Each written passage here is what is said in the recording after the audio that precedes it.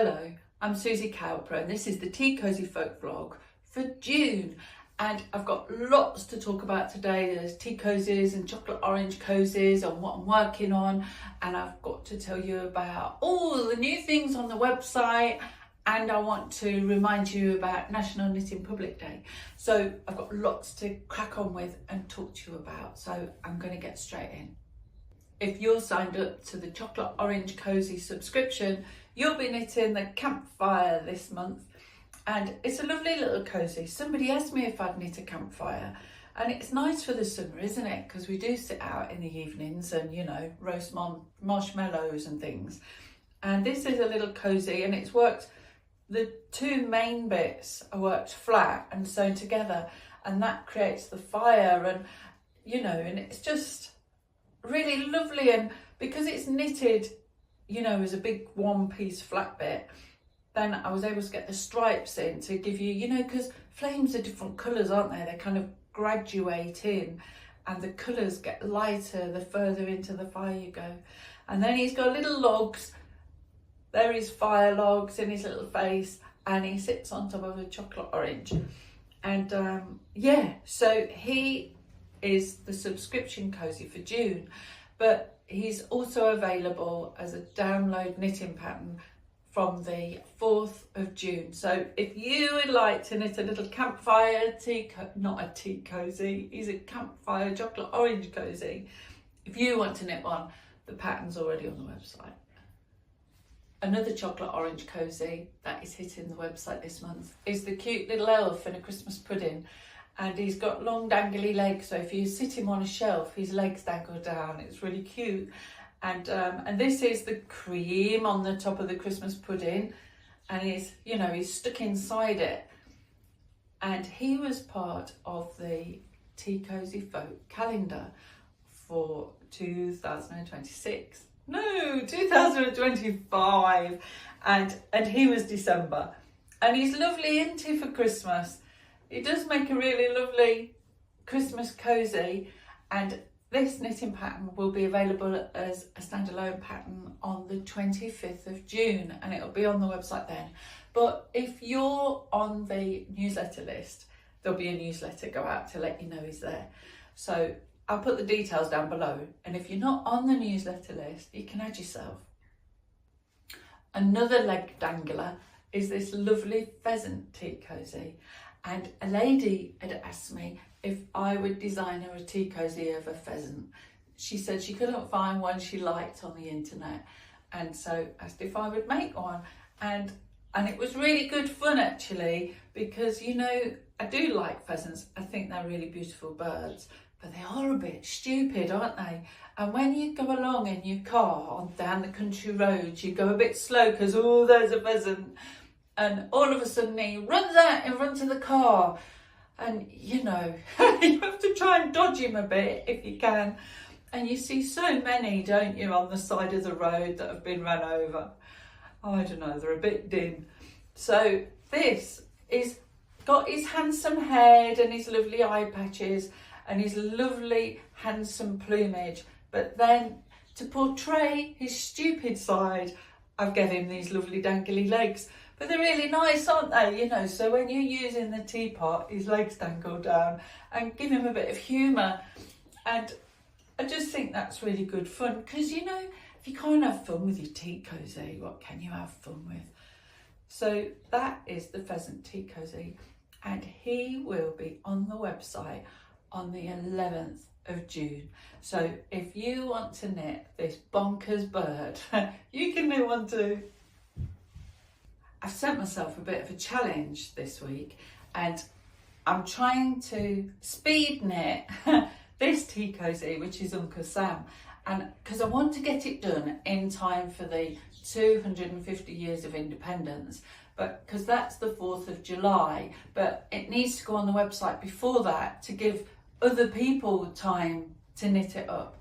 So I'm speed knitting and I've done a bit, and you know, there's a lot of engineering and working out, because I don't want to use intarsia or fair isle because I know it gives people the heebie-jeebies.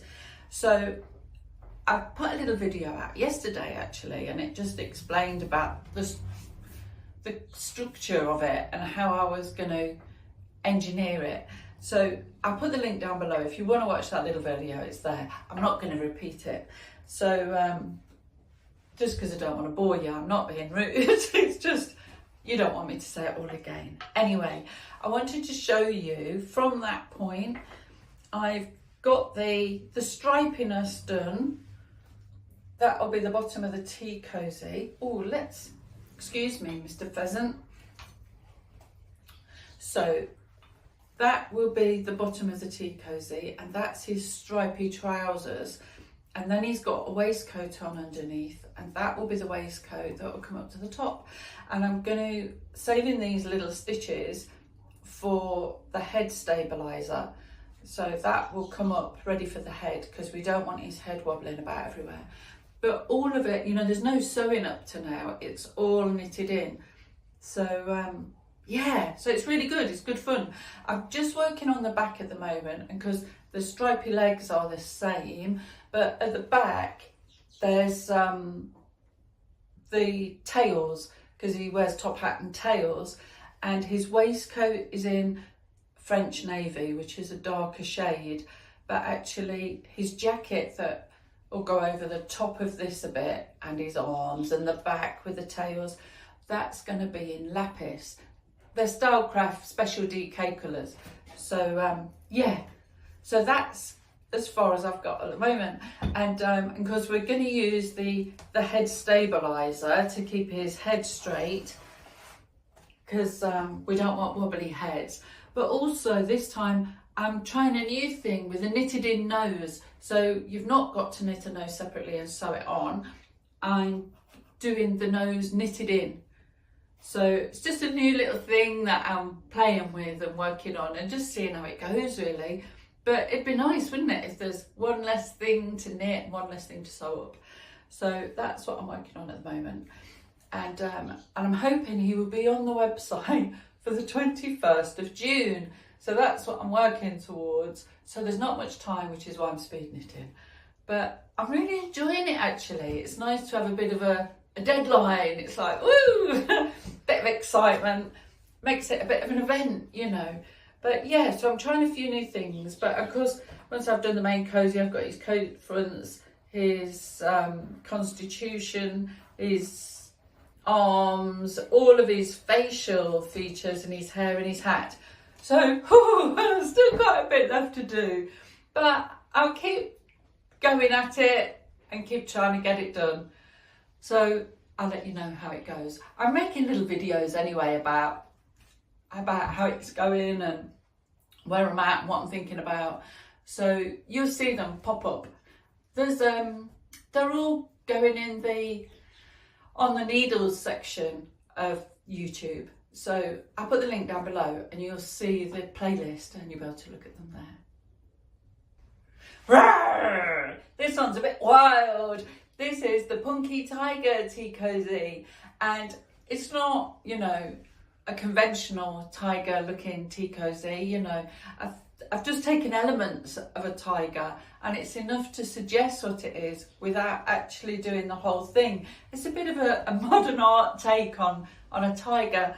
So I've got the lovely tiger print patterning, you know, of the fur, and then it comes up, and then at the top here there are teeth, and they're spread out, big teeth that are coming out, and then his tail comes round and curls up, and it's really fun and funky, isn't it? And you can see why I think it looks punky with the animal print, and these look like studs, don't they, standing up. So this is my Punky Tiger Tea Cosy, and inside, because you know when you have a teapot, the lid always sits prominently, doesn't it? You know, under just a bit of knitting, it looks like a pimple. So this cosy's got structure in it to stop that from happening. There's a little recess for the teapot lid, and it just sits on the top of the teapot. So when it goes on, it rounds it off and softens the shape of the teapot and stops that teapot lid knob from protruding. So yeah, so that is the Punky Tiger Tea Cosy, and that's going to be on the website on the 18th of June.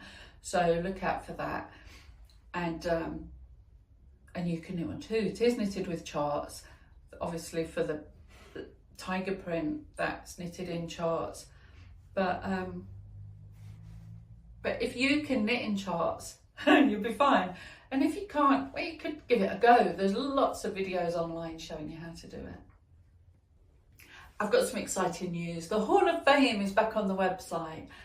I think it was over a year ago we had to migrate the website because we needed a new server that was more secure. You might remember you had to renew your passwords. And as part of that, the Hall of Fame went out of action because some of the code didn't, I don't know, move across properly or something. I don't understand all the jargon really, but there was something stopping it from working. But now I've got the web developer to fix it and now it works. So the Hall of Fame is a page on the website that displays your tea cozies that you've made using TeaCosyFolk knitting patterns. And it's amazing. You want to see some of the cozies there. They're beautiful. They're so much fun. And I love the way that you change the colours or tweak a bit and make it look a little bit different. And there are even cozies on there that are a mishmash of perhaps 3 or 4 different tea cozies. And you've built something brand new.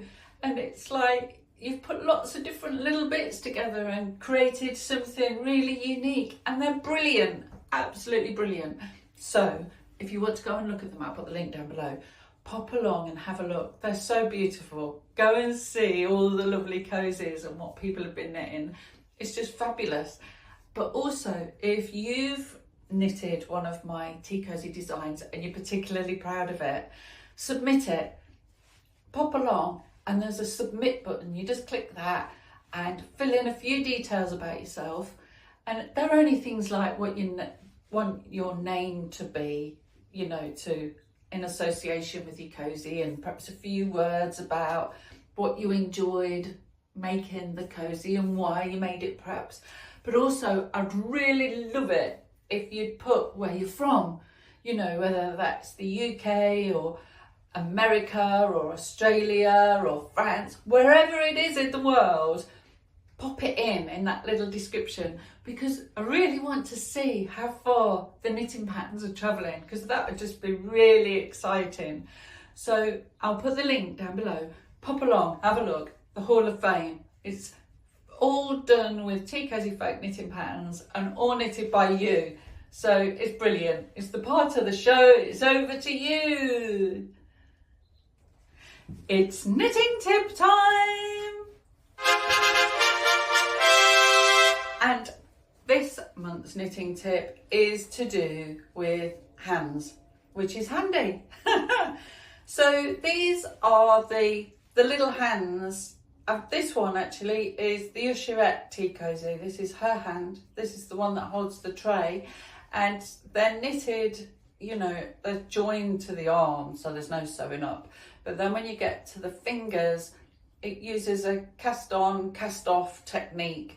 And it creates these lovely digits. The trouble is with these lovely digits is they, you know, look, they're a bit twisted. Can you see? They do get quite twisted up. And it's just the nature of, I don't know, working with yarn. And when you cast off, the edge sometimes goes a bit crinkly. But they do look brilliant because they're lovely when they hold things. You know, you can sew them to, I don't know, to hold things. The other arm is holding a torch. So, you know, the fingers wrap round and it really looks like it's holding it, which is brilliant. And that's what I love about them. And the other thing I love about them is the other way I've seen fingers done for, I don't know, tea cozies and toys is using I-cords. And when you do an I-cord, they are easy.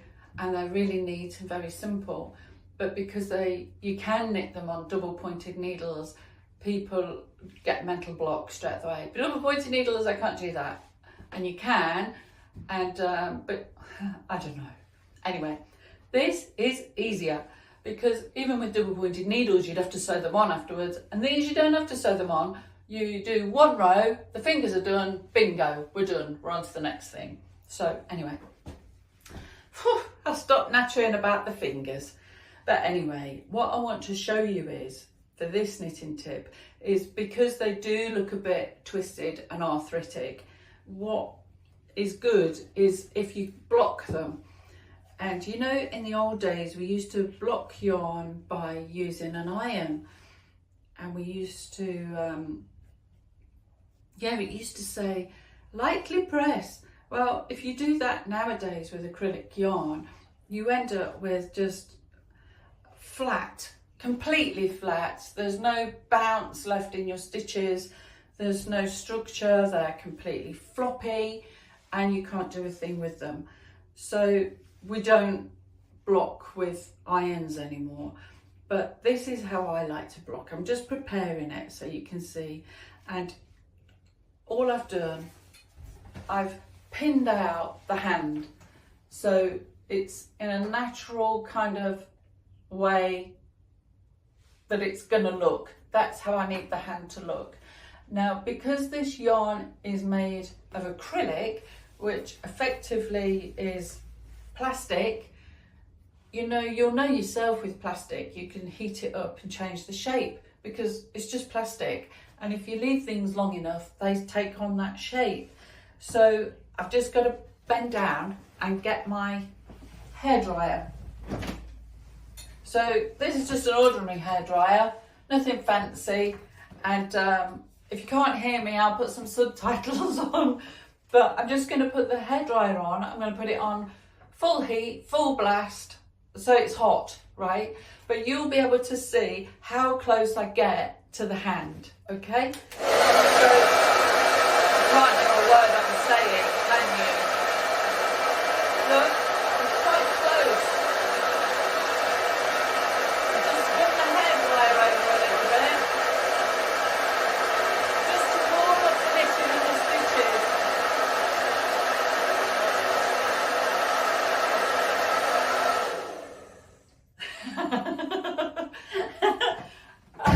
I did still talk through that, even though I assumed you couldn't hear me, but I was quite close and I warmed up the stitches. That's all I've done, is warmed it up.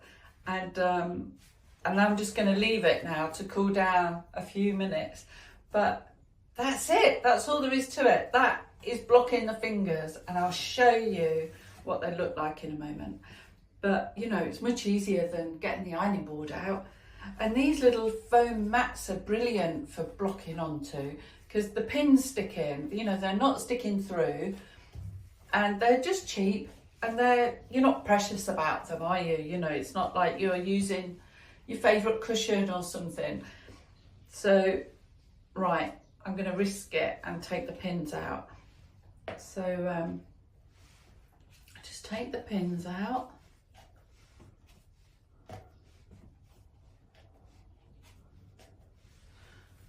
And you can see they're all nice and straight, and it's a bit warm yet, I don't know if I dare move them, but they're still quite stiff and rigid. They're just lovely and straight.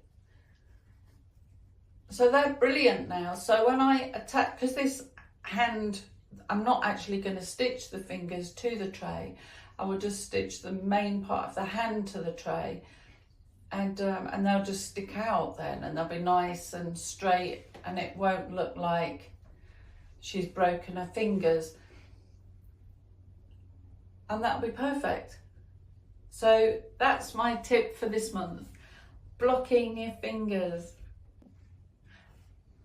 Another thing I'm working on at the moment, because I just love having multiple projects, is the Usherette Tea Cosy, and she's gonna be carrying popcorn and a drink and she's going round the cinema and she's selling her wares, and she's in bits at the moment, because I take them to bits to sew them up. You know, you kind of have to, you put them all together with pins, have a look, think, oh yeah, that's right, then you have to take them all to bits. So you can, you know, sew things on again. So that's the tray, and this is the cord that goes around her neck and joins up with the tray. So, you know, that's how they used to carry them. And then in this hand, you see, she's got the torch in this hand. So I didn't need to block these fingers because I've pulled them and sewn them to the torch. They get straightened anyway. But this arm is on this side with the torch. And then this hand and arm will be on this side, and that should be steadying the tray with this hand. Just giving it a bit of support there. Like that. Is she still level? And then she's got a little hat. Yeah, and that's gonna go just off centre on her head so it looks fun and funky. And that is my Usherette Tea Cosy. And as you can see, she's done really. I'm on the sewing up stage, so I need to complete her and sew her up. But yeah, she's almost there. And I love her hair. Her hair's fabulous. It looks, I don't know, that's, you know, in the 1940s, that's kind of where I was thinking she was at. But I think Usherette's was still there up until the 1960s. But they, in the 1940s anyway, they used to have that hairdo with all the curls at the bottom. So the hair was straight near the head and then all curly at the bottom. And that's what I was modelling her hair on. And I love it. I just love how it's turned out. I think it's great. And her head's on a head stabiliser.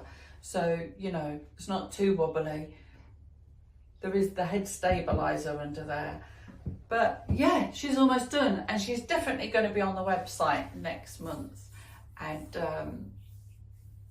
obviously Uncle Sam will beat her because he needs to go on the 21st of June. So he'll go on in June and she will be along in July. I can't remember what date she's due to go on, but I think it's July. So there's lots happening. And I also need to remind you, it's National Knitting Public Day on the 13th of June. So wherever you are, whatever you're doing, pop outside and knit a few rows, you know, go to the park or something, or just sit out your front door and just knit a couple of rows. And I do find, you know, when you do knit outside in public places, people talk to you. It's really surprising, you know, because I don't know, I suppose people don't see many knitters anymore, and they always talk and say, oh, what are you making? You know, people are interested.